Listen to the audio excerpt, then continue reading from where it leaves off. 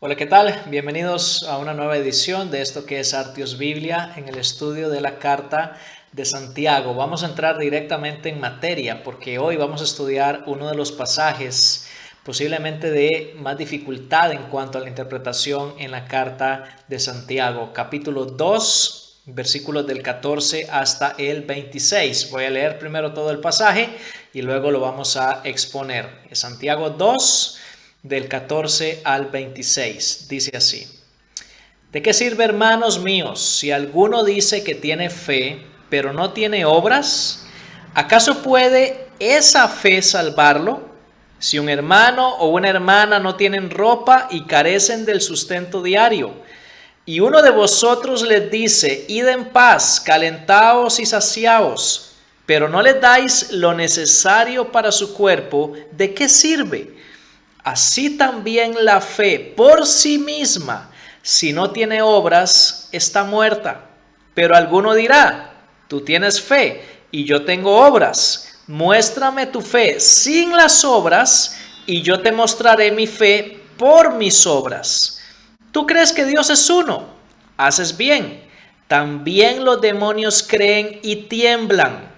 Pero ¿estás dispuesto a admitir, oh hombre vano, que la fe sin obras es estéril? ¿No fue justificado por las obras Abraham nuestro padre cuando ofreció a Isaac su hijo sobre el altar? Ya ves que la fe actuaba juntamente con sus obras y como resultado de las obras, la fe fue perfeccionada. Y se cumplió la escritura que dice: y Abraham creyó a Dios y le fue contado por justicia y fue llamado amigo de Dios. Vosotros veis que el hombre es justificado por las obras y no solo por la fe. Y de la misma manera, ¿no fue la ramera Rahab también justificada por las obras cuando recibió a los mensajeros y los envió por otro camino? Porque así como el cuerpo sin el espíritu está muerto, así también la fe sin las obras está muerta. Ya señalamos un poco en cuanto a la dificultad de interpretación de este pasaje. Básicamente, la dificultad estriba en que en apariencia lo que Santiago dice aquí en capítulo 2, versículos 14 al 26, choca, contradice algunas de las cosas que el apóstol Pablo dice en sus cartas. Vamos a ver más adelante algunos pasajes, sobre todo en Romanos y en Gálatas, donde aparentemente Pablo y Santiago dicen algo que es opuesto, que es contradictorio. Ahora, en mi opinión, uno de los errores que a veces cometen los estudiosos bíblicos al encarar este pasaje de Santiago es tratar desde el inicio de hacerlo encajar, de ver cómo Santiago 2, 14 al 26 encaja con lo que el apóstol Pablo dice en algunas cartas como Romanos y como Gálatas. Nada de malo en cuanto a esto. Claro que al final de nuestro estudio vamos a tratar de ver cuál es la relación entre la perspectiva de Santiago y la perspectiva del apóstol Pablo. Pero en mi opinión, el acercamiento incorrecto al pasaje es tratar desde el inicio de ver cómo encajan Pablo y Santiago. Porque lo primero que debemos hacer es respetar el pasaje de Santiago tal como está y en su propio contexto. No se trata de tratar, valga la redundancia, no estamos tratando de hacer que Santiago encaje en la teología de Pablo. Primero, tenemos que acercarnos al pasaje de Santiago, estudiarlo en sí mismo, ver lo que dice en sí mismo y posteriormente, como paso secundario, ver cuál es su relación con la teología paulina. Pero en mi opinión, el acercamiento incorrecto que a veces algunos estudiosos tienen es que desde el inicio tratan de ver cuál es la relación entre Pablo y Santiago. Ese es paso segundo en la interpretación para mí. El primer paso es interpretar a Santiago en sus propios términos. Por eso en nuestro acercamiento vamos a seguir 5 pasos importantes. Primero vamos a establecer cuál es el tema central de este pasaje de Santiago capítulo 2. Después vamos a definir cuáles son sus términos principales. En tercer lugar, vamos a analizar un poquito la estructura del pasaje.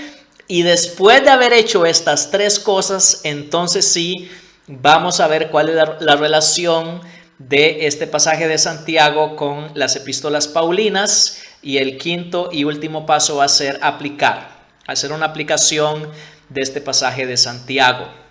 Comencemos entonces hablando del tema central de Santiago 2, del 14 al 26. Aquí la gran ventaja es que Santiago quiere que estemos muy seguros de cuál es su tema. Lo deja suficientemente en claro, de manera que lo repite 3 veces. En el versículo 17, en el versículo 20 y en el versículo 26. El tema central de este pasaje es: la fe sin obras es muerta o es estéril, pero básicamente significan lo mismo. La fe sin obras es muerta o es estéril. Es el tema central de este pasaje y repito, para Santiago es tan importante que lo tengamos en claro que hace una triple repetición a lo largo del texto. Y cuando un autor hace eso, cuando repite 3 veces lo mismo, hermanos, no hay equívoco, no hay pierde. Ese es el tema central del pasaje. Nuestro segundo paso es definir cuáles son los términos principales del texto. No podemos estudiar detalle a detalle todo el pasaje, pero indudablemente es fundamental para entender bien lo que Santiago dice, que definamos, que veamos cómo Santiago mismo define las palabras principales que él usa, y en este caso son 3: fe, obras y justificación. Son los términos más importantes y de hecho los más controversiales cuando tratamos de ver cuál es la relación de Santiago con Pablo.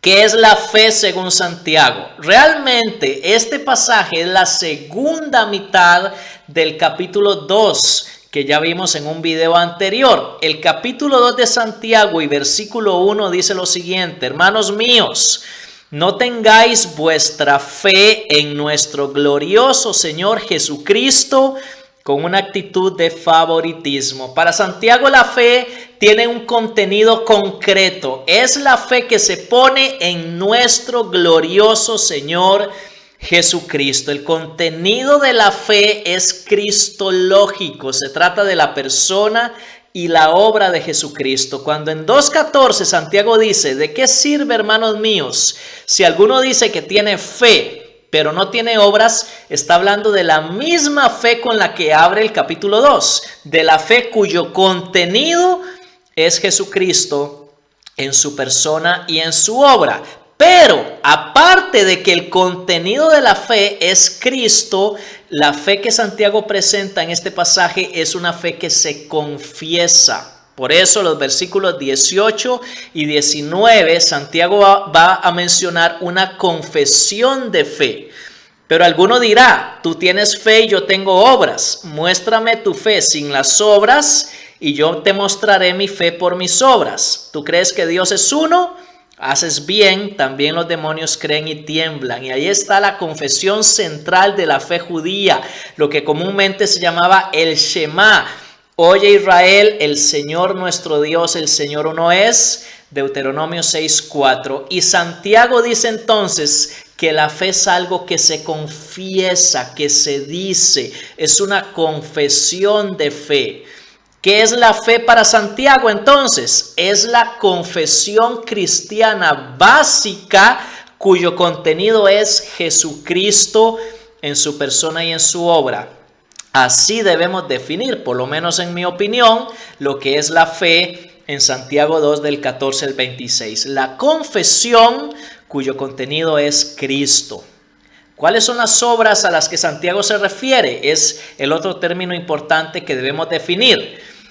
Y es muy claro en el pasaje que Santiago está hablando de obras de compasión hacia los más necesitados. Es el tema que vino tratando en la sección anterior capítulo 2, versículos 1 al 13, queda suficientemente en claro en el verso 13, el verso final de la sección anterior, donde Santiago dice que el juicio futuro va a estar basado en la compasión que mostramos en el presente hacia los más necesitados. Son obras de compasión en el contexto y también en nuestro pasaje en sí mismo, porque los versículos 15 y 16 hablan precisamente de un hermano o una hermana que carecen de las cosas básicas y necesarias para su sustento, y las obras se tratan precisamente de dar, de proveer lo que este hermano o hermana necesita para su cuerpo. Son obras de compasión las que Santiago menciona en este pasaje. Es importante entender esto. Y finalmente el tema de la justificación, que va a ser prominente en los versículos 21 al 26. ¿Qué es la justificación en Santiago 2, 14 al 26? Creo que el contexto nos ayuda a ver que en este pasaje justificación es un veredicto de inocencia en el juicio final de Dios. De nuevo, regresamos al pasaje anterior, capítulo 2, versículos 1 al 13, donde en medio de un contexto legal, en un contexto de juicio, sobre todo al final, en los versos 12 y 13, Santiago dice que seremos juzgados por Dios en el futuro de acuerdo a las obras de compasión que hayamos hecho o no hayamos hecho en el presente. Y la justificación en medio de esa imagen de un juzgado, de un juicio, de hecho de ahí viene la palabra justificación, es ese veredicto de inocencia, es cuando el juez dictamina que no somos culpables, y en este caso se trata de un veredicto de inocencia que Dios dictamina en el juicio final a favor nuestro.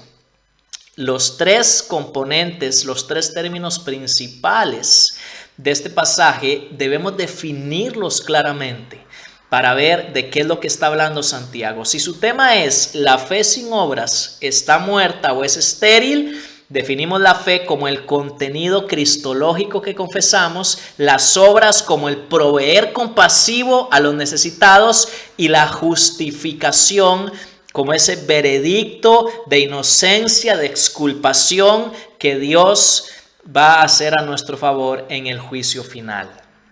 Hablemos ahora de la estructura del pasaje. Voy a dividir mi exposición en 3 puntos mayores, el bosquejo de este pasaje. El primer punto es el siguiente: la fe sin obras es muerta con respecto a sí misma. La fe sin obras es muerta con respecto a sí misma. Capítulo 2, versículos 14 al 17. ¿Qué significa eso? Significa que no beneficia a nadie. No puede salvar a quien la posee, dice Santiago en el verso 14, y no puede ayudar a quien la necesita, dicen los versículos 15 y 16. Por consiguiente, muerta en este pasaje significa no provechosa, no aprovecha, no beneficia a nadie, ni al que dice tenerla, ni al que la necesita. Por eso, Santiago abre el versículo 14 con la pregunta: ¿de qué sirve? Que vuelve a repetir en el verso 16. ¿De qué sirve? Es lo que se llama un inclusio. Abre y cierra con la misma pregunta. ¿De qué sirve? No sirve de nada, de nada. ¿Por qué? Porque es muerta en el sentido de que no aprovecha, no beneficia. El segundo punto mayor es: la fe sin obras es estéril. Capítulo 2, versículos 18 al 20. ¿Estéril en qué sentido? Primero, no puede demostrarse, dice Santiago en el versículo 18. Y en segundo lugar, no puede apropiarse. Porque Santiago menciona el ejemplo de los demonios, que aunque creen que Dios es uno y tiemblan, responden con temor, no es una fe de la que ellos se puedan apropiar salvíficamente. Lo único que genera, la única reacción que producen ellos es de un espanto, un terror, pero es una fe de la cual no se pueden apropiar. Es estéril, una fe estéril en el sentido de que es una ortodoxia muerta. Es una confesión vacía, vana. Santiago habla de una fe que se expresa, pero que no se vive, que no se practica y por tanto no produce nada. Es estéril. Y el tercer punto mayor que Santiago presenta es que la fe sin obras está muerta. De nuevo, es el tema central repetido 3 veces. Y en este caso, versículos 21 al 26. Está muerta primero porque no puede justificar. Versículos 21 al 25. Santiago lo deja suficientemente en claro a través del ejemplo de Abraham y de Rahab. Y segundo, está muerta porque no puede perfeccionar. Y es importante notar esto. En el versículo 22, Santiago dice que la fe de Abraham actuaba juntamente con sus obras y como resultado de las obras la fe fue perfeccionada. La fe alcanzó su telos. Es otra manera en que podríamos decir esto. De nuevo, como en toda la carta de Santiago, el telos está en la acción. El telos está en la fe activa. Es lo que está diciendo aquí Santiago. La fe de Abraham alcanzó su telos a través de sus obras de obediencia a Dios. Pero si no tiene obras, la fe está muerta. Muerta significa, en esta última sección del pasaje, que no justifica. No tiene una eficacia justificadora, salvífica delante de Dios. Habiendo hecho estas 3 cosas, habiendo dado estos 3 pasos, establecido el tema central del pasaje, definido sus términos principales y analizado su estructura, habiendo interpretado el pasaje en sus propios términos, estamos ahora sí en condiciones de ver cuál es la relación de Santiago 2, 14 al 26 con la teología paulina. No podíamos haberlo hecho antes, porque si lo hubiéramos hecho hubiéramos irrespetado el sentido de Santiago y eso no se debe hacer. Algunos estudiosos bíblicos privilegian la teología de Pablo por encima de la de Santiago. Para mí eso es un irrespeto que no tiene cabida en un estudio serio de la palabra de Dios. Pero finalmente, ¿cuál es la relación de lo que Santiago dice con lo que Pablo dice? Por ejemplo, en Romanos 3, 28. Dice Pablo en Romanos 3, 28. Porque concluimos que el hombre es justificado por la fe aparte de las obras de la ley. Al poner juntos Santiago 2, versículo 25 y Romanos 3, 28, realmente pareciera que se están contradiciendo. Pero no es así. Ahorita vamos a ver cómo en lugar de una contradicción aquí hay un complemento. Pero antes quiero leer otro pasaje paulino. Gálatas capítulo 2, versículo 16. Sin embargo, dice Pablo, sabiendo que el hombre no es justificado por las obras de la ley, sino mediante la fe en Cristo, también nosotros hemos creído en Cristo Jesús para que seamos justificados por la fe en Cristo y no por las obras de la ley, puesto que por las obras de la ley nadie será justificado. Santiago dice que el ser humano es justificado por las obras y no solo por la fe. Pablo dice que el ser humano es justificado por la fe sin las obras de la ley. Parece que hay una contradicción, pero realmente lo que hay es un complemento, es una relación de complemento, no de contradicción. Notemos cómo las obras de las cuales habla el apóstol Pablo son las obras rituales de la ley del Antiguo Testamento, de la ley judía. Ningún ser humano se justifica delante de Dios a través de esas obras rituales, de los ritos como la circuncisión, guardar el sábado, cumplir las fiestas judías. Es de ese tipo de obras que Pablo está hablando en Romanos y Gálatas. Es muy evidente cuando uno lee las epístolas completas. Romanos y Gálatas hablan de obras de la ley, pero lo que Santiago dice es que la fe que es auténtica, que está viva, que es provechosa, es la que se demuestra a través de nuestras obras de compasión a los más necesitados. Pablo dice, el ser humano se justifica solo por la fe en Cristo sin las obras rituales de la ley judía. Santiago diría, estoy completamente de acuerdo, pero esa fe en Cristo, para que sea una fe auténtica, tiene que ser una fe viva, una fe que se demuestra a través de las obras de compasión. Lo que Pablo y Santiago dicen es lo mismo, únicamente que están hablando de dos momentos diferentes de la vida cristiana. Pablo dice, nuestra salvación es únicamente a través de la fe en Cristo sin obras de la ley. Y Santiago dice, sí, y esa fe en Cristo es una fe que produce obras de compasión a favor de los más necesitados. Es un complemento sin contradicción alguna. Están hablando de lo mismo, pero repito, en dos momentos diferentes de la experiencia cristiana. Apliquemos entonces el pasaje de Santiago a nuestra propia situación de hoy. ¿Qué es lo que Santiago está diciendo? Está diciéndonos que las obras de compasión proveedora a nuestros hermanos en necesidad aportan a nuestra confesión cristiana vida. La única fe viva es una fe compasiva. Aportan a nuestra confesión cristiana provecho salvífico. Le aportan justificación ante Dios. Y esto es debido a que la única fe viva, auténtica, demostrable, eficaz y fructífera es la fe activa, es la fe compasiva. Eso es lo que está diciendo Santiago. Las obras de compasión son las que nos permiten demostrar que la fe que hemos puesto en Cristo, que la fe que confesamos en Cristo es viva. Y es realmente una fe que nos permite ser justificados delante de Dios.